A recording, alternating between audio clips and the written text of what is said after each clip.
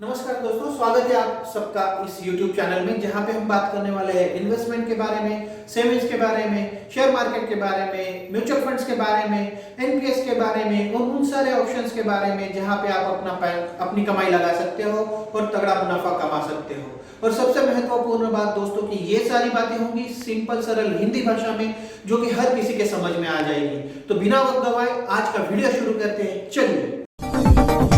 Audio Jungle.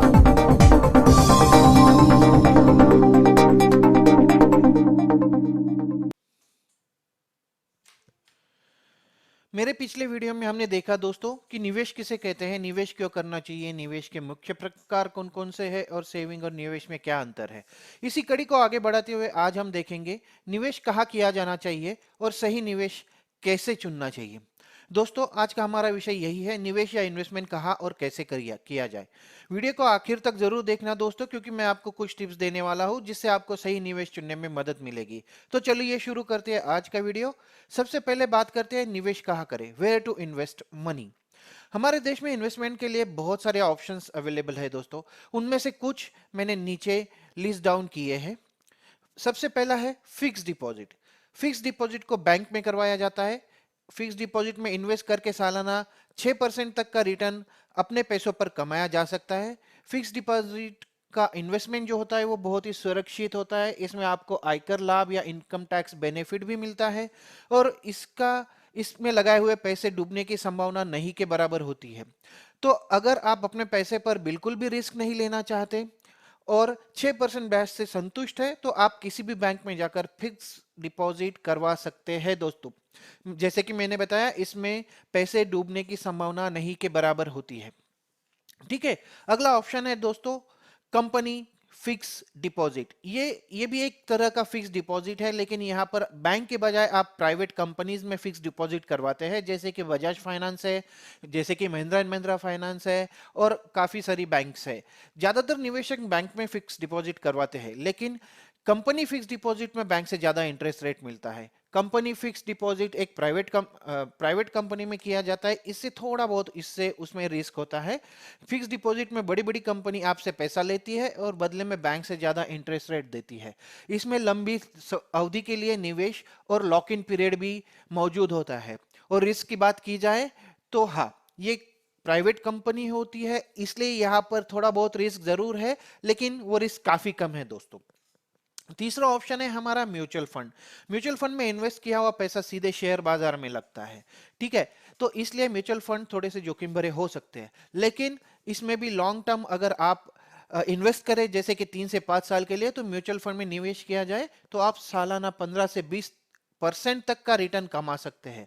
अगर हर महीने एक निश्चित राशि म्यूचुअल फंड में डाल दी जाए और लंबे समय तक उसमें एसआईपी करते रहे, जो कि सिस्टमेटिक इन्वेस्टमेंट प्लान है, तो आप एक अच्छी वेल्थ बना सकते हैं दोस्तों।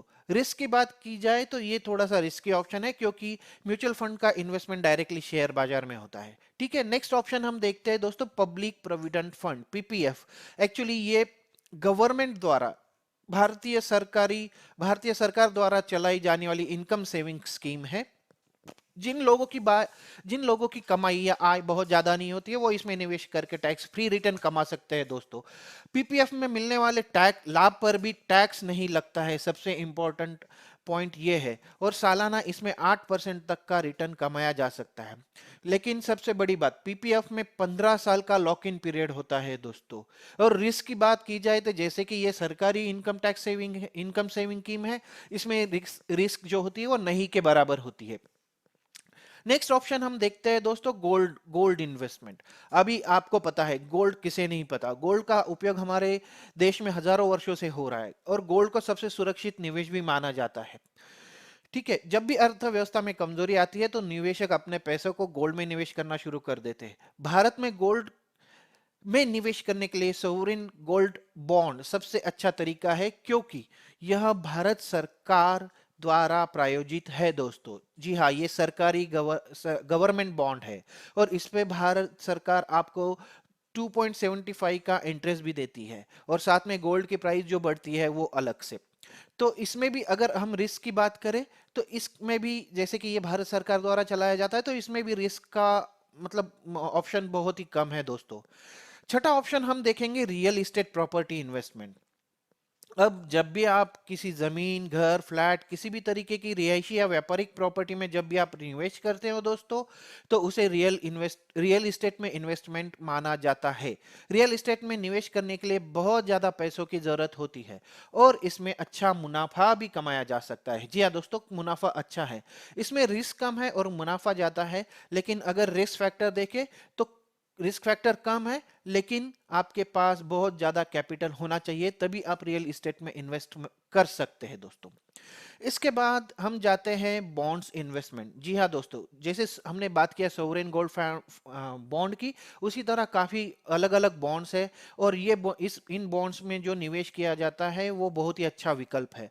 बॉन्ड में निवेश करके हम सालाना 8% तक का सुरक्षित रिटर्न कमा सकते हैं दोस्तों। अगर आप एफडी से ज्यादा रिटर्न कमाना चाहते हैं तो आप बॉन्ड को भी एक अच्छा विकल्प की तरह चुन सकते हैं। ठीक है, इसमें रिस्क जो होती है दोस्तों वो बहुत ही कम है, क्योंकि ये बॉन्ड का पैसा नॉर्मली सरकारी कंपनियों में लगाया जाता है। हाँ, इन रिटर्न ऑन इन्वेस्टमेंट कम है लेकिन सुरक्षित है। अगला ऑप्शन है दोस्तों लाइफ इंश्योरेंस, भारतीय जीवन बीमा निगम की अलग अलग पॉलिसीज। तो एलआईसी में निवेश का एक बेहतरीन एलआईसी जो है निवेश का एक बेहतरीन विकल्प बन चुका है दोस्तों, क्योंकि यहाँ पे आपको डबल फायदा है। मैं फिर से बोल रहा हूं, बता रहा हूं आपको कि यहाँ पे आपको डबल फायदा है। अगर आप कोई पॉलिसी लेते हैं तो इसमें ऐसी पॉलिसीज भी आती है जिससे आपको जीवन बीमा भी मिलता है और सालाना उसमें इंटरेस्ट भी मिलता है, और मैच्योरिटी के बाद आपके पैसे सालाना कुछ ब्याज ब्याज के साथ आपको वापस मिलते हैं। और इसमें जो रिस्क फैक्टर है, अच्छा, और एक चीज दोस्तों, इसको लंबे समय की अवधि के लिए निवेश किया जाना चाहिए, और रिस्क जो है, जो कि ये सरकारी कंपनी है, तो इसमें रिस्क बहुत ही कम है। ओके, नेक्स्ट ऑप्शन है दोस्तों बिजनेस इन्वेस्टमेंट या फिर नया व्यापार। ठीक है, अभी अगर हम देखें तो व्यापार में निवेश जो करना है, आपको कोई व्यापार शुरू कर सकते हैं जिसमें आपको इन्वेस्टमेंट करनी पड़ेगी, और इसका जो है सालाना रिटर्न कोई फिक्स नहीं होता है, क्योंकि आपका व्यापार चल निकला तो आपको सालाना कितना भी मतलब अनलिमिटेड रिटर्न मिल सकता है। अगर बिजनेस नहीं चला तो थोड़ा सा प्रॉब्लम होता है, लेकिन फिर भी इस बिजनेस इन्वेस्टमेंट को लंबे समय के लिए आपको बिजनेस में बना रहना पड़ता है, तभी जाके आप कह सकते हैं कि आपको मतलब फायदा हो रहा है, नुकसान हो रहा है या क्या है। और जैसे कि मैंने बताया, इसका कोई रिटर्न फिक्स नहीं होता है, ये थोड़ा सा रिस्की ऑप्शन है दोस्तों, और इसमें काफी ज्यादा पैसे की जरूरत भी पड़ेगी आपको। और अंत में हम देखते हैं कि लास्ट का जो ऑप्शन है वो स्टॉक मार्केट इन्वेस्टमेंट या इक्विटी इन्वेस्टमेंट। इसका मतलब होता है कि सीधे शेयर बाजार में अलग अलग कंपनियों के शेयर्स में पैसा लगाना। इक्विटी इन्वेस्टमेंट का अर्थ ही होता है कि अपनी समझ से सीधे शेयर बाजार में पैसे निवेश करना। इसमें बहुत तगड़ा मुनाफा मिल सकता है दोस्तों। अगर आप अपने एडवाइजर की सलाह से शेयर मार्केट में इन्वेस्ट करेंगे तो आप 25 से 30% तक का रिटर्न कमा सकते हैं। जी हाँ दोस्तों, अभी तक हमने देखा मैक्सिमम 15 से 20 था जो म्यूचुअल फंड था, उससे 10% ज्यादा तक इंटरेस्ट आप इसमें कमा सकते हो, रिटर्न आप कमा सकते हो। लेकिन जैसा कि मैंने बताया, ये लंबे समय की अवधि के लिए होना चाहिए, और शेयर मार्केट थोड़ा रिस्की इन्वेस्टमेंट है दोस्तों, क्योंकि अगर आपने सही शेयर नहीं चुने, अगर आपने सही स्टॉक्स नहीं चुने, तो आपका पैसा कम होने की भी संभावना है, आपको नुकसान भी हो सकता है। तो ऊपर दिए गए जितने भी विकल्प थे दोस्तों, उनके लिए मैंने हर एक विकल्प के लिए मैंने एक डिटेल वीडियो बनाया है। अगर आप इन ऑप्शन को डिटेल में समझना चाहते हैं तो मेरे उन वीडियो को देख सकते हैं, जिनकी लिंक मैंने आपको अपने डिस्क्रिप्शन बॉक्स में दी है दोस्तों। चलिए अब आगे बढ़ते हैं। अब जानते हैं सही निवेश कैसे करें, या मैं आपको वो इन्वेस्टमेंट टिप्स देने वाला हूं। जैसे कि मैंने शुरू में वादा किया था, आइए देखते हैं अपना सुरक्षित निवेश कैसे चुना जाए, निवेश करने से पहले किन बातों के बारे में सोचा जाए। पहले सबसे इंपॉर्टेंट चीज है दोस्तों आपकी जोखिम लेने की क्षमता। जैसे कि आप कितना जोखिम उठा सकते हैं, कितना पैसा अगर आपके हाथ से निकल जाए तो आपको कोई फर्क नहीं पड़ेगा, अगर वो डूब भी जाए तो आपको, जी हाँ दोस्तों मैं बोल रहा हूं, कितना पैसा आपके हाथ से निकल जाए, डूब जाए तो आपको फर्क नहीं पड़ता। ये आपकी जोखिम लेने की क्षमता होती है। आप अपने लक्ष्य, अपनी जोखिम उठाने की क्षमता के अनुसार कहाँ निवेश करना है उसका निर्णय ले सकते हैं। सेकेंड चीज जो है वो हम देख सकते हैं। आपको एक इन्वेस्टमेंट प्लान बनाना चाहिए। किसी भी तरह की इन्वेस्टमेंट करने से पहले जब आप एक इन्वेस्टमेंट प्लान बनाते हैं तो उसमें काफी सारी चीजें शामिल होती है, जैसे कहाँ निवेश करना है, कब निवेश करना है, कितने समय के लिए निवेश करना है, कितना जोखिम उठा सकते हैं।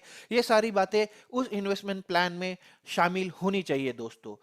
अगली अगली अगला अगला जो विकल्प है वो सोचना है आपको कि आपका लक्ष्य क्या है, आपका गोल क्या है, राइट। आप शॉर्ट टर्म के लिए इन्वेस्ट करना चाहते हैं, लॉन्ग टर्म के लिए इन्वेस्ट करना चाहते हैं, आप घर घर खरीदना चाहते हैं, आप विदेश यात्रा करना चाहते हैं, आप बच्चों की शादी, बच्चों के पढ़ाई के लिए मतलब सेविंग करना चाहते हैं, इन्वेस्ट करना चाहते हैं। ये सब आपको पहले पहचानना होगा और उसके हिसाब से आपको लंबे या मतलब शॉर्ट टर्म या लॉन्ग टर्म के लिए आपको इन्वेस्ट करना करना होगा। अगर आप लंबे समय के लिए निवेश करना चाहते हैं तो जैसे हमने पहले बात किया, स्टॉक मार्केट या म्यूचुअल फंड एक अच्छा ऑप्शन रहेगा। यदि शॉर्ट टर्म के लिए जाना चाहते हैं तो बॉन्ड्स, फिक्स डिपॉजिट या कंपनी फिक्स डिपॉजिट एक अच्छा ऑप्शन रहेगा। अगला पॉइंट है जैसा कि मैंने पहले बताया, किस स्कीम में निवेश करना है, इसका चयन आपके रिस्क लेने की क्षमता के अनुसार होना चाहिए दोस्तों।